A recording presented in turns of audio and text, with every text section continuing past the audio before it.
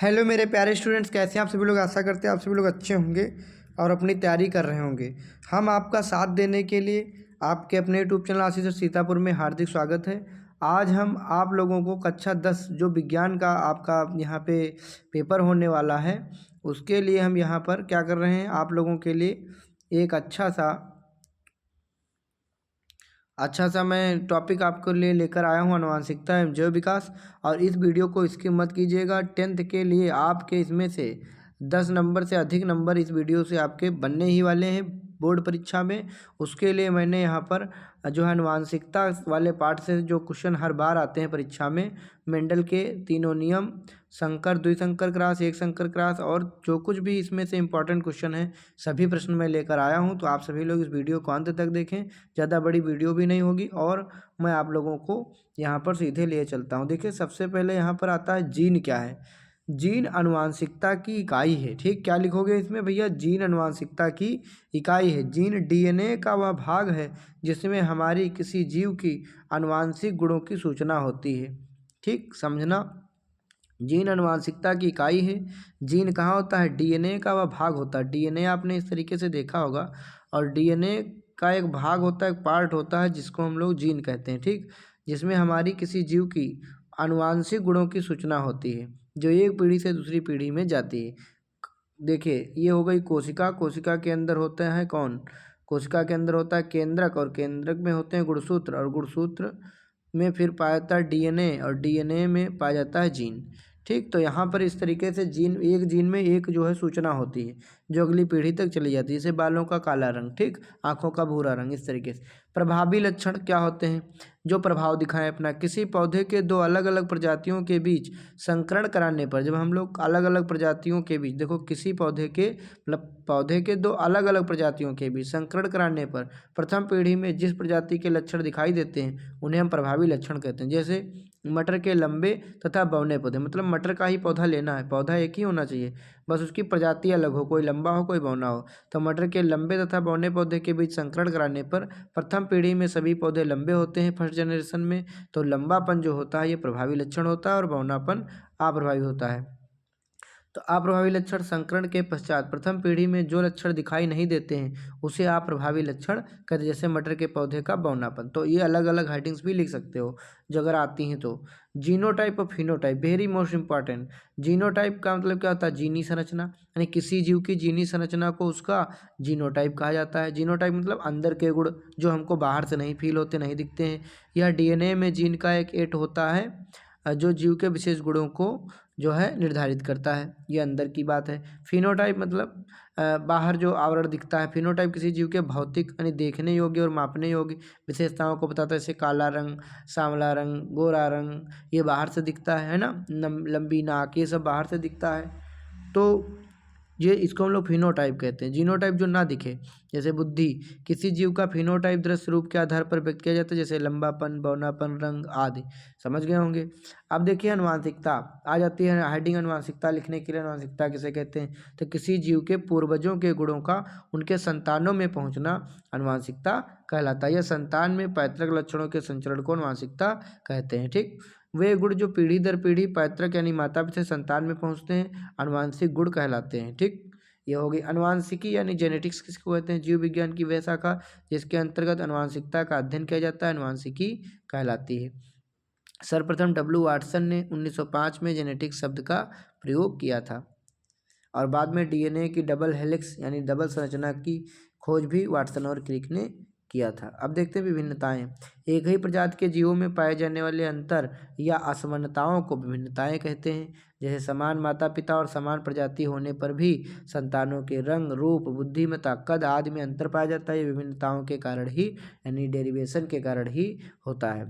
विभिन्नता मुख्य रूप से दो प्रकार की होता है, दैहिक विभिन्नता और जननिक मतलब जननिक विभिन्नता। दैहिक माने शारीरिक, शारीरिक कायिक विभिन्नता इसको कह सकते हो। ये हमारे ये विभिन्नताएं जीव के कायिक या दैहिक कोशिकाओं में, शरीर की कोशिकाएं जो होती है दैहिक कोशिकाएं, उनमें होने वाले परिवर्तन के कारण उत्पन्न होते हैं। यह जलवायु वातावरण के प्रभाव से, पोषण की विधि से, अंगों के प्रयोग से, वातावरण के जीवों के साथ व्यवहार से उत्पन्न होती है। ये विभिन्नताएं गुणसूत्र या जीन में परिवर्तन से होती हैं तथा एक पीढ़ी से दूसरी पीढ़ी में स्थानांतरित नहीं होती। जैसे आपका मतलब कोई चीज़ जैसे है आप में आपने जो ग्रहण किया है वो कह रहा पीढ़ी से दूसरी पीढ़ी में दैहिक कुछ विभिन्नताएं नहीं जाती। जैसे आपने कोई चीज़ सीख लिया, जैसे आपने चरखा चलाना सीख लिया, मोटरसाइकिल चलाना सीख लिया, कार चलाना सीख लिया, हवाई जहाज उड़ाना सीख लिया, तो ये नहीं कि आपका लड़का होगा या लड़की होगी तो वो भी मतलब जन्म लेने के बाद उसमें भी ये गुण आ जाएंगी कि वो हेलीकॉप्टर उड़ाने लगेगा।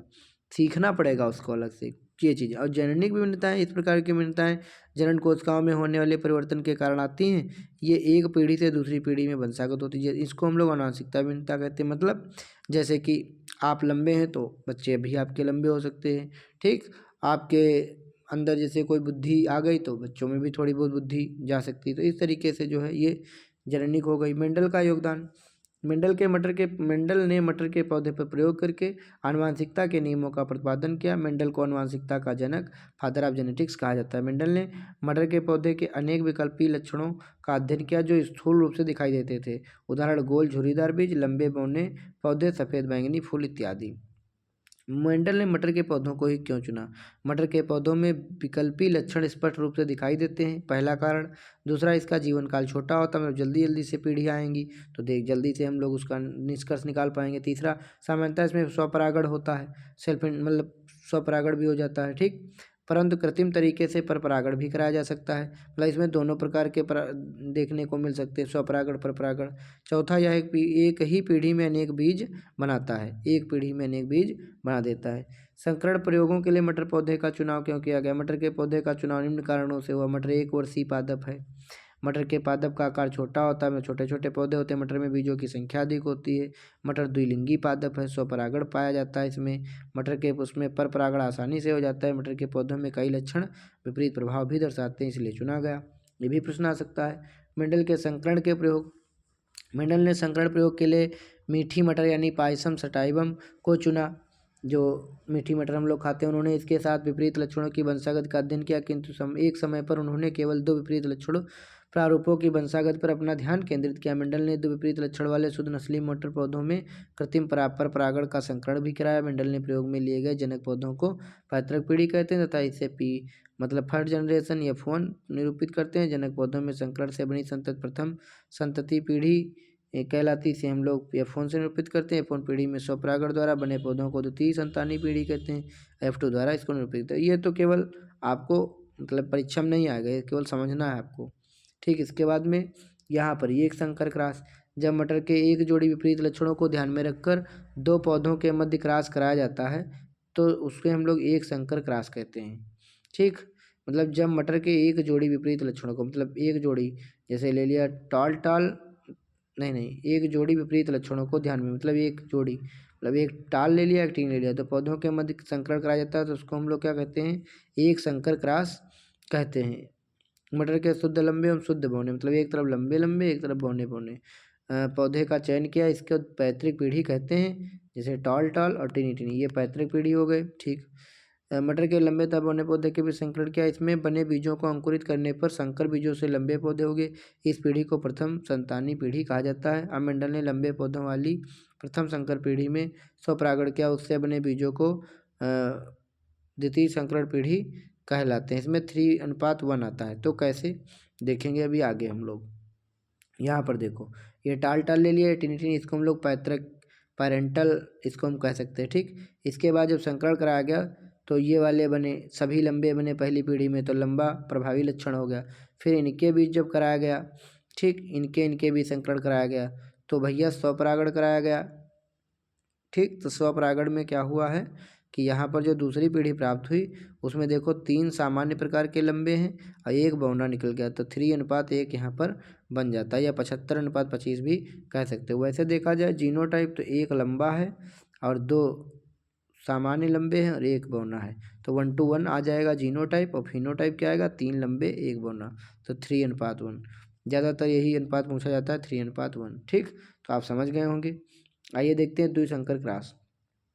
जब मटर के पौधे के 2 जोड़ी विपरीत लक्षणों को ध्यान में रखकर 2 पौधों के बीच संकरण कराते हैं तो उसे द्विसंकर क्रॉस कहा जाता है। मेंडल ने गोल बीज वाले लंबे पौधों का झुर्रीदार वाले बीज बौने पौधों से संकरण कराया F1 पीढ़ी में सभी पौधे लंबे एवं गोल बीज वाले थे। ठीक, वो प्रभावी लक्षण होगा। F1 पीढ़ी की संतति के स्वपरागण कराने से जो F2 पीढ़ी की संतति प्राप्त हुई, इसमें लक्षणों के 4 संयोग बनते हैं। गोल पीले 9 बने, गोल हरे 3 बने, झुर्रीदार पीले 3 बने, झुर्रीदार हरे 1 बने, यानी 9:3:3:3:1 बना। ये हो गया आपका फिनोटाइप अनुपात, यही पूछा जाता है। और जीनोटाइप में इसका जो है कितना बनता है, 1:1 बनता है, फिर 2:4:2 बनता है, फिर 1:1 बनता है। ठीक, तो इतना लंबा बनता है, वो पूछेंगे भी नहीं। ये बनता है आपका जीनोटाइप का 121, 242, फिर 121, मतलब 121 लिखो, फिर उसका डबल कर दो, फिर 121। तो इस तरीके से मैंने इसको याद किया है, तो आप भी याद कर सकते हैं। ये फिनोटाइप अनुपात है, इसका फिनोटाइप वाला ही पूछा जाता है। तो चलिए, मेंडल के आनुवंशिकता के नियम। मेंडल ने जो प्रभाविता का नियम दिया, पृथक्करण का नियम दिया, स्वतंत्र अभ्यूहन का नियम, ये तीनों नियम आपको पढ़ के जाना है परीक्षा में। इसमें से क्वेश्चन आएगा ही आएगा।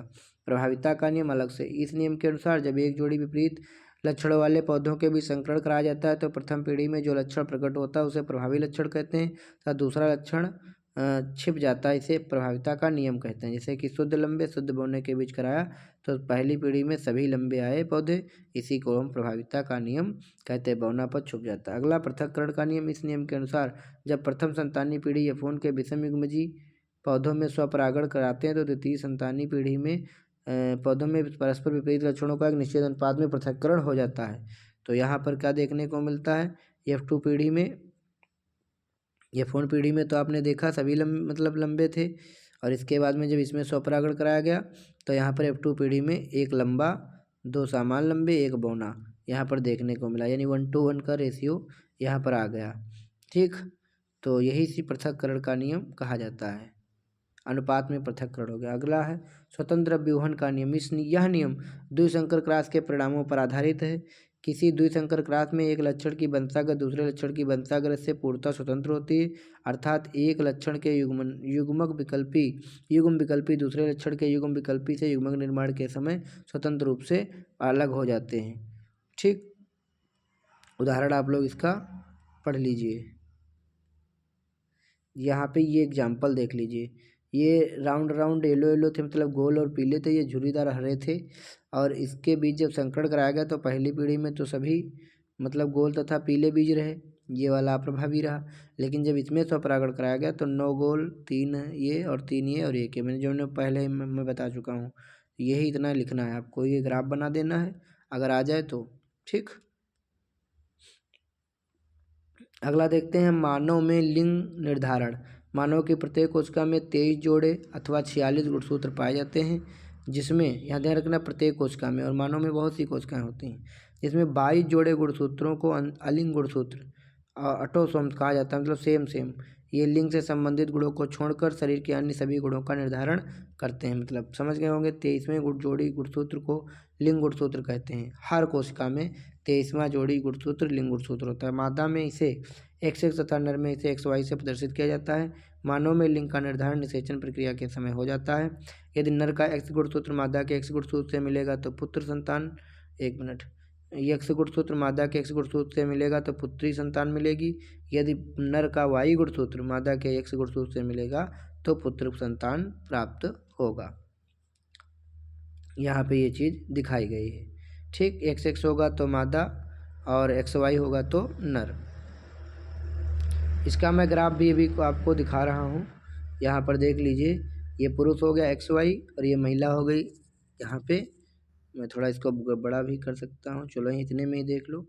तो ये बनेगा X, देखो XX मिल गया तो संतति स्त्री, XY मिल गया तो पुरुष। ठीक, चलिए इसके बाद देखते हैं यहाँ पे, ये वो वाला है राउंड वाला पूरा ग्राफ मैंने यहाँ पे लिया है, कैसे मतलब बना है, तो पूरा नहीं आपको बनाने का आएगा, उतना ही रखेंगे। अब देखेंगे ग्रेगर जॉन मेंडल के बारे में।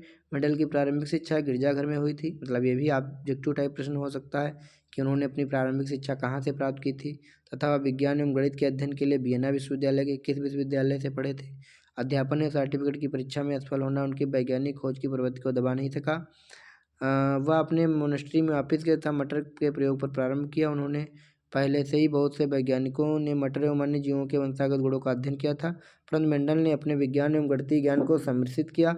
वह पहले वैज्ञानिक थे जिन्होंने प्रत्येक पीढ़ी के एक पौधे द्वारा प्रदर्शित लक्षणों का रिकॉर्ड रखा तथा गणना की। इससे उन्हें वंशागत नियमों के प्रतिपादन में सहायता मिली। तो साथियों, अब मैं बोर्ड एग्ज़ाम आपका नज़दीक है, तो अब मैं वो प्रश्न आप सभी के लिए लेकर आ रहा हूँ जो बोर्ड परीक्षा में पूछे जाएंगे और आपको दिलाएंगे मजबूती, ताकि आपका पेपर जाए बहुत अच्छा। आप लोग जुड़े रहेंगे, जल्दी ही हम लाइव वीडियो स्टार्ट करेंगे, जैसे ही स्टार्ट करेंगे, ठीक। तो आप सभी लोग वीडियो को कर दीजिए एक प्यारा सा लाइक, यहाँ पे दे दीजिए लाइक, और लाइक के बाद कमेंट भी करिएगा वीडियो कैसा लगा। और मैं वीडियो लगातार लाऊंगा, चैनल से जुड़े रहें। अगर हमारे आप व्हाट्सएप ग्रुप से जुड़ना चाहते हैं तो मैं आपको नंबर दे रहा हूँ, वहाँ से आप व्हाट्सएप ग्रुप पे जुड़ सकते हैं। ये हमारा नंबर, 1 मिनट, इस पे आप मैसेज करिएगा, मैं आपको अपने व्हाट्सएप ग्रुप में ऐड कर लूँगा, वहाँ पे पीडी मतलब सारी चीज़ें प्रोवाइड करा दूँगा। धन्यवाद।